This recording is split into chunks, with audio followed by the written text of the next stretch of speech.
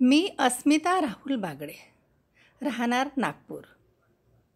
माझ्या कवितेचं नाव आहे लेक. लेक म्हणजे मुलगी. आई आई का गं तुझ्या डोळापाणी, आई का गं तुझ्या डोळापाणी, तुझी लाडाची लेक बनली आता सासूरवाशिनी, तुझी लाडाची लेक बनली आता सासूरवाशिनी.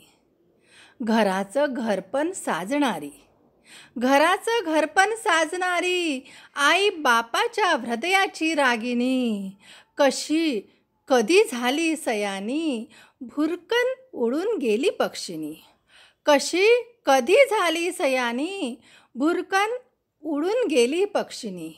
तू सकाळी नयन उघडता, तू सकाळी नयन उघडता, नसे तुझ समक्ष तुझी ती मधुराणी. चाफ्याचा सुगंध दोन्ही घरी पसरविणारी, चाफ्याचा सुगंध दोन्ही घरी पसरविणारी, बनली ती आता सौभाग्यकांक्षिणी, बनली ती आता सौभाग्यकांक्षिणी.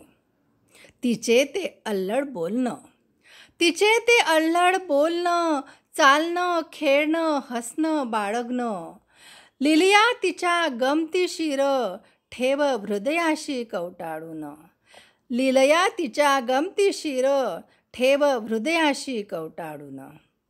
बहीण भाऊ नाती गोती न सोडवे तिज माया जाळ, बहीण भाऊ नाती गोती न सोडवे तिज माया जाळ, लांब लांब दूर जाता अजून वाढेल ती प्रेम वेल्हाळ, लांब लांब दूर जाता अजून वाढेल ती प्रेम वेल्हाळ.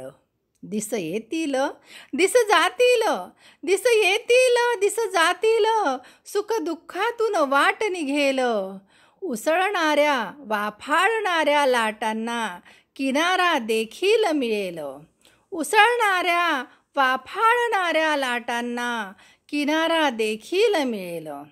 माय बापाची माया म्हणजे, माय बापाची माया म्हणजे आशीर्वादाचे धन, निस्सीम प्रेमाचे ते कवच तृप्त करते मन, निस्सीम प्रेमाचे ते कवच तृप्त करते मन.